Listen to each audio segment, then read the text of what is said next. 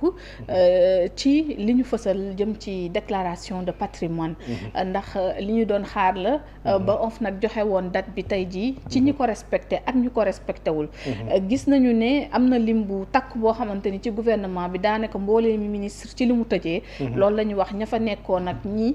daanaka tënku woon nañu ci li nga xamante ni moo di déclaration bi même si ci yeneen i barab boo xoolee ci assemblée nationale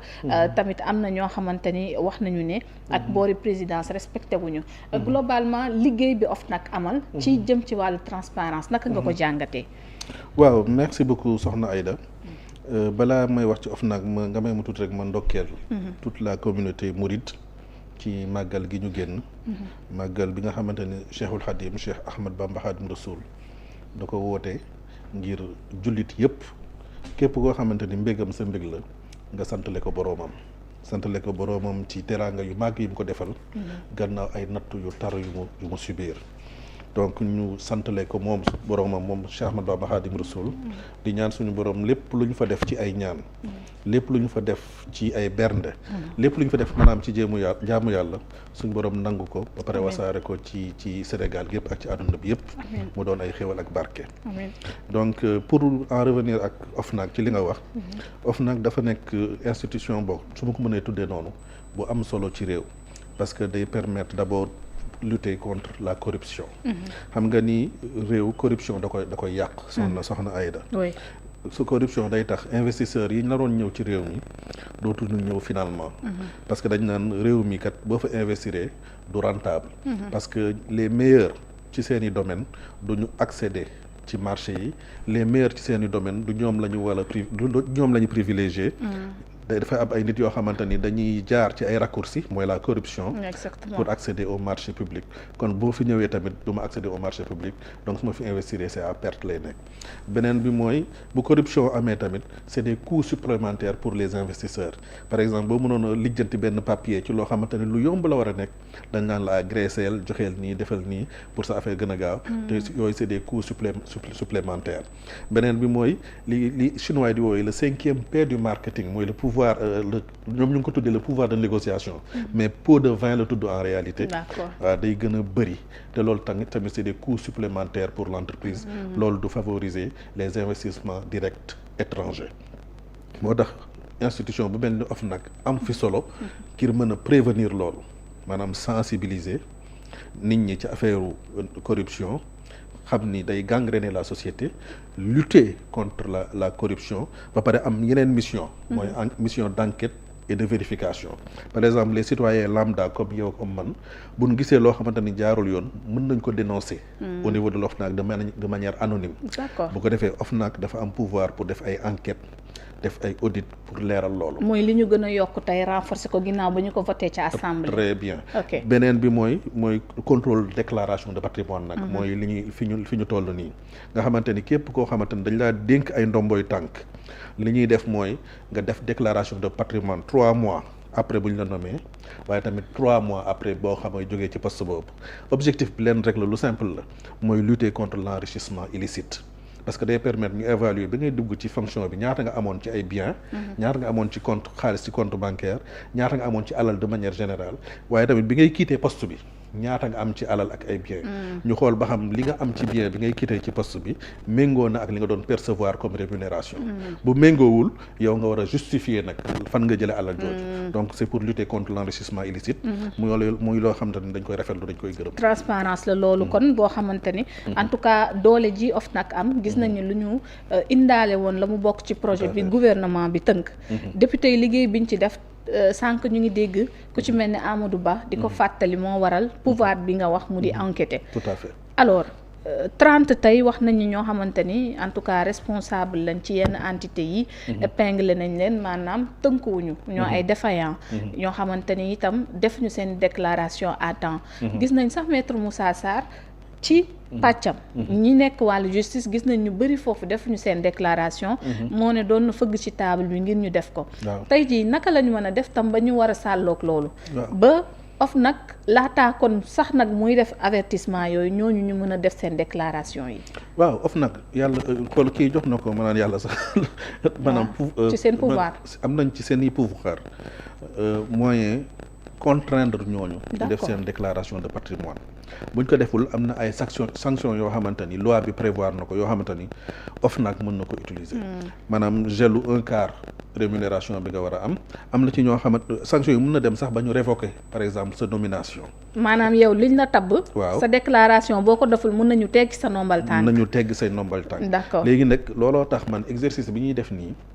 man comprendre ma ko en réalité conférence de presse pour xuppaate joxe leen def leen seen déclaration de patrimoine pour man ce n'est pas la peine la loi te donne les moyens d'accomplir ta mission pour man da ngay jox li la yoon def bu fekkoon ni ku enfreindre maanaam le règlement au niveau de l'autoroute nga griller benn feu de route feu rouge et cetera ñu maanaam waa police def conférence de presse daan ko grillé feu rouge lii bu boobaa kenn dootul fay benn amende waaw la loi elle est générale et impersonnelle pour man bu fekkee dañ ko teg ñi ko war a gën a mën a respecter mooy ñi nga xamante ni ñoo jiitu ci askan wi mooy ñi gàddu ndomboy tànk yi kon dafa xaw a clément si sa gis-gis xawul clément moom ci boppam sax dafa def loo xamante ni kenn defloo ko en réalité li ñu ko defloo mooy ki respecté yoon baax na xayrun ki ko respecté wul nga mettre ko en demeure mu respecté ko bu respecté wul ba tey li yoon wax kooku bu boobaa nga def ko ay sanctions yi nga xamante ni loi bi permettre la nga def ko pour man loolu moo doon yoon bi mais def ay communiqué à n'en plus finir ay conférence de presse pour wax ni ñi ñoo nekk ci yoon ñi nekkul ci yoon pour man jaru ko en réalité. alors gis nañ ci ñu wax assemblée nationale ay député yoo xamante ni ñaar lañ ci lim que ni topp ñu li nga xamante ni moom moo di yoon boobu fës na également ki nga xamante ni moom mooy l'ancien 3e vice-président mu di Cheikh Thioro Mbacké des interrogations tamit foofu ñu ngi ciy am naam gis nañu ni OFNAC tamit am na lu mu wax nee na jamono ji la ko tënkatu ko pour mu def déclaration mais son nom figure parmi ñi nga xamante ne ay défaillants lañ foofu noonu waaw parce que liste défaillants yi moom ci boppam président OFNAC bi wax na ni liste bi ñoom def nañ ci ay njuumte dugal nañ ci ñu ci bokk génne nañ ci ñoo xamante ni maanaam def nañ seen déclaration de patrimoine ba pare donc xëy na mën nañ ko dugal foofu mais comme moom nekkoon na ci en fonction bi ñuy kii donc 3 mois après war na mën a def déclaration de patrimoine parce que ñi ngi wax naan même bi bu dee tënkatu ko gisuñu mu def déclaration ci bi wees waaw parce que xëy na bi ci bi wees mandat bi wees moom il n'était pas tenu de faire sa déclaration de patrimoine bul fàtte ni loi bi dañ ko modifier biñ ko modifier nag ci lañ élargir champ d'application bi dugal ci ñoo xamante ni dañ ciy dugg te bokkuñ ci woon comprendre nga li ma bëgg a wax donc xëy na moom ci loi bi passé il n'était pas tenu de faire sa déclaration de patrimoine loi bi biñ ko modifier nag ci lañ ci dugal waa membre assemblée nationale dugal ci élargir ko ci ñi nga xamante ni dañoo nekk ci fonction publique bi ci ñu bëri donc xëy na loolu la peut-être dans tous les cas moom mën na ko def sax moom puisque sëñ Cheikh Thioro moom doon na sax invité Amadou Ba à ce que mu def sa déclaration de patrimoine donc moom mën na def déclaration de patrimoine am loolu amul benn jafe-jafe donc day wane exemple rek pour man waaw. alors ki ñu doon xaar lu ci ëpp mu di Ousmane Sonko. alors def na déclaration de patrimoine am. gisoon nañu ci yoon yee wees ma jàmbal. en tout cas mi ngi ko doon défier à ce que sax mu wane. carrément li mu amee. am na itam ñu gisoon ni. mi ngi incité président à ce que mu def déclaration te moom nanguwul def li nga xamante ni moo di déclaration finalement ñu gis ko. lan lay traduire dilatoire lay def xam nga ñaar ñu bokkul lay jaxase. xam nga président de la république constitution bi moo wax ni day def déclaration de patrimoine am fan la koy defee conseil constitutionnel. mu rendre ko public. oui. le premier ministre ak ñeneen ñëpp fan la ñuy defee seen déclaration de patrimoine OFNAC waaye du ko rendre public n'est-ce pas. La preuve président OFNAC bi sax préciser na ko tey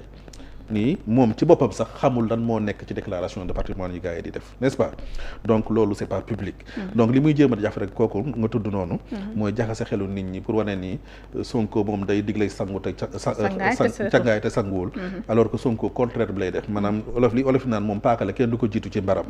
bi muy dugg def na déclaration de patrimoine wax na ko publiquement bi muy génn tamit waxoon na ni dina def déclaration de patrimoine am il l'a fait donc il respecte la loi waaw alors mais ku ci mel ne Aldiouma Sow koo xamante ni nekkoon na ak Ousmane Sonko mais gis nga poste bu mu def par rapport ak loolu non moom jàpp na ne ni du déclaration bi moo war a doon information mais sincérité li mu déclaré waaw loolu est-ce que réellement li mu am dëgg loolu la def ci loolu OFNAC tamit loi bi may na ko mu def ay investigation maanaam boo defee déclaration de patrimoine ba pare Aïda Mbène moom du ni donc li Aïda Mbène wax rek dëgg la de am na possibilité pour vérifier ba xam yow li nga déclaré ba xam réellement loolu nga am ba xam amul immeuble boo xamante ni am nga ko ba pare nag omettre ko def déclaré ba xam amoo tool boo xamante ni yow yaa ko moom ba pare déclaré woo ko de manière exprès wala boog da ngaa def déclaration de patrimoine boo xamante ni dafa ëpp sa patrimoine bi pour ëllëg booy génn ñu ne kon lii amoon nga ko avant ngay dugg xam nga li ma bëgg a wax donc dans tous les cas loi bi may na OFNAC les moyens pour mën a contrôler nit ku nekk que cette personne s'appelle Ousmane Sonko ou Oumar Diop la loi elle est générale et personnelle yaa ngi may dégg donc ñooñu nga tudd malheureusement c'est pas des gens fiables quoi man je veux pas personnaliser les débats mais quand tu me parles de Adjuma Sow quand tu me parles de Madiambal Diagne man ñooñu seeni wax du ma ko considérer xam nga li tax nit bu fekkee ne li ngay wax li ci ëpp du méngoog dëgg man say wax du ma ko considérer boo may citeel da nga may citeel ay références yoo xamante ni dëgg ñoom am nañ probité morale mais Adjuma moom mi ngi ca gouvernement ba la bokk nekkoon nag Ousmane Sonko laisse-moi terminer ñoo xamante ni rus nañoo wax ci penc mi loo xamante ni dul dëgg comprendre nga ñooñu ñoo xamante ni kenn mus leen dégg ci penc mi ñu wax loo xamante ni accam wala boog lii moom du dëgg wala boog lii méngoowul ak la morale et l'éthique ñooñu boo leen cité comme référence bu boobaa nag man dinaa sawar ci wax ni la lii li ñuy wax teg nañ ko ci xam-xam wala teguñu ci xam-xam mais ñi ngay wax li ñuy wax teguñu ko ci xam-xam ci par lañ ko teg ak ci manipulation des masses alors que ñi jéem a manipuler ay demeen ñoom ñoo leen sut xel ñoo ils sont en avance sur eux donc seen kii li ñuy def ni c'est voué à l'échec pour man Ousmane Sonko c'est quelqu'un koo xamante ni pour man li ma xam ci moom dafa am probité morale quelqu'un la koo xamante ni il est juste quelqu'un la koo xamante ni dafa respecter les lois et règlements de ce pays te boobu ba tey loolu lay wane nekkul koo xamante ni day jël alal bu moomul bu fekkoon ni nit la kuy jël alal bu moomul fële la koy commencer impôt et domaine il y a plein d'inspecteurs foofu yoo xamante ni ils se sont enrichis sur le dos des populations te ñooñu ay collègues am lan te moom ma nga fa woon jamono jooju te li mu am mën nañ ko xam te jamono jooju dam fay liggéey mu ngi doon am ay problème ordonnance ñu mën ko corrompre te du ko jël yaa ngi may dégg nit la koo xamante ni dafa am probité morale te day seet yàlla ci li muy jëf ak li muy wax xam na ni bis nga ñëw dina dajeeg boroomam te bu boobaa boroomam dina ni ko yow li nga am foo ko jëlee dina ko wax tamit li nga am bi foo ko ci ban fan nga ko dépensé nit la kuy bàyyi xel bis boobu noonu donc bokkut ak ñi nga xamante ni ñoom alal nuñ ko amee baax na bokkut ak ñi nga xamante ni dañ naan l'argent n'a pas d'odeur comprendre nga bokkut ak ñi nga xamante ni dañ ni naa am rek nu ma amee baax na comprendre nga li ma bëgg wax bokkut ak ñooñu. mais kóolute gi ngay wax ñooñu je termine ñooñu ñooy natt seen bopp ci Ousmane Sonko parce que dañoo foog ni ñoom logiciel bi ñu leen mooñee ñoom moom lañ mooñee Ousmane Sonko alors qu'ils sont diamétralement opposés en réalité. te booy xool ku ci mel ni Adjuma Sow. doo bàyyi Adjuma Sow. waaw ci parce que mënuñu comprendre que tey li ngay wax ni. moom mënu ko gis ci ku mel ni Ousmane Sonko. nu mu koy gisee gumba du gis jant avec cheminement bi nga xamante ni def nañ ko. ci wàllu politique gumba du gis jant. dem ba ne am bi ci boppam ñaata lan mooy montant exact bi composition de ses avoirs immobiliers ak mobilier yooyu yëpp mu jàpp ne ce sont des éléments à mettre en exergue nañ ko dindi ni ñu ko par exemple ni ñu ko gisee ci président de la République. non bokkul léegi moom am na prérogative mën a dénoncer Ousmane Sonko alors nag non. waaw Amadou Ba nee na xaaral bépp billet bu mu xamal Sonko na dem dénoncer ko OFNAC def enquête du loolu gënul simple. waaw am na pouvoir d'enquête jamono voilà donc Adjuma bu fekkee dafa gis immeuble boo xamante ne Ousmane Sonko moo ko moom. wala tool boo xamante ne Ousmane Sonko moo ko moom te jàpp na ni moom Ousmane Sonko déclaré wu ko te moom kat xamul li Ousmane Sonko déclaré ak lu mu déclaré wul parce que c'est sous le sceau du secret. xam nga ñàkk mànd foofu la commencé. yaa ngi naan ndax déclaré na li am lépp te yow xamoo lan la déclaré. comprendre nga li ma bëgg a wax. yow xamoo lan la déclaré ak lan la déclaré wul nga taxaw sañ a wax ni ndax déclaré na lépp. ak ndax li mu déclaré sincère na. xam nga loolu fit mënu koo weesu. alors que OFNAC mu ngi fi pour mën a vérifier ba xam li waa ji déclaré baax na wala baaxul bu ñu déplacer le débat xam nga lan mooy débat bi. débat bi mooy ñi nga war a xam te ne dañoo waroon déclaré te déclaré wuñu na yoon dal seen kaw loolu mooy débat bi. te ñu bàyyi Ousmane Sonko te ñu jéem a xalaat ci réew mi ci nawet bi ci taux de pauvreté bi buy yokk taux de chômage bi yokk ñoom loolu lañ leen sant. lan nga yaakaar ni moo waral après état bu na déclarer patrimoine am. tey jii ñu ne du déclaration bi mais au-delà bu jógee ci li nga naan manipulation wala yow mais nee nañ am bi na fës. ku ci ma jam maanaam dañoo jógee dañoo jógee ci état bu Ousmane Sonko na déclaré patrimoine am na déclaré ñëw ci état bu waxatuñu déclaration mais li mu am nañ ko fësal ci kanamu àdduna bi na wax ñaata oto la am na wax ñaata kër la am na wax comme ni ñu gisee woon ci poste bi nga xamante ni defoon nañ ko ci koppar yi nga xamante ni waxoon na ko am na ko ci diirum ñaari at yi. waaw nee naa la déclaration de patrimoine bi Ousmane Sonko di def OFNAC c'est sous le sceau du secret. waaw ñoom li war a animé ñoom ñu ne li ko tënk dëgg ñoom lañ bëgg moom na jël initiative am fësal lan la am. moom du wax ci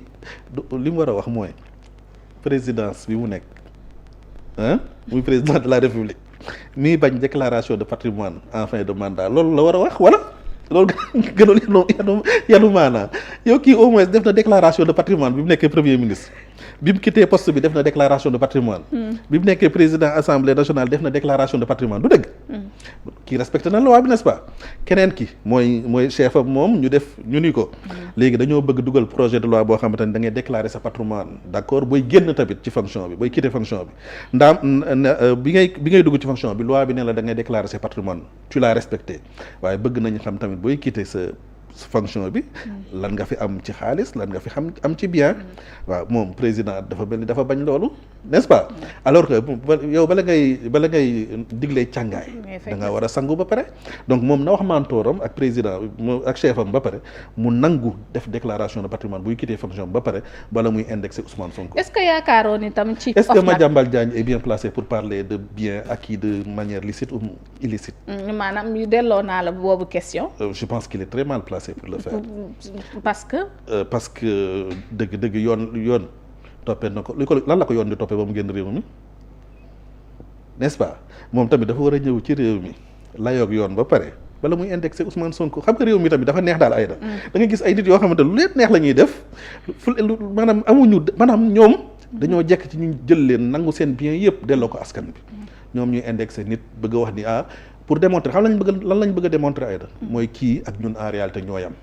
donc mburu foofu ko farine kii njub ji mu leen di jaay nekkul ci moom donc li ñu bëgg a briser mooy espoir bi askan bi porté en l'endroit de la personne de Ousmane Sonko alors que loolu nee naa la c'est peine perdue pour qui connaît le peuple sénégalais bu amee espoir ci nit am ngëm-ngëm ci nit lenn rek mooy tax loolu dañ mooy nit kooku def wala mu wax lu koy dindi te Ousmane Sonko defagul wala mu wax luy dindi loolu. alors sànq da nga tudd président de la république mu renvoyé ñu ci li ñu jëmmal ginnaaw réforme yi bañ ko ca tënkee tey jii ñu yóbbuwaat ko assemblée nationale ngir it bu président di génn ñu xam lan la am mais loolu dëppoo gi ba tey dafa des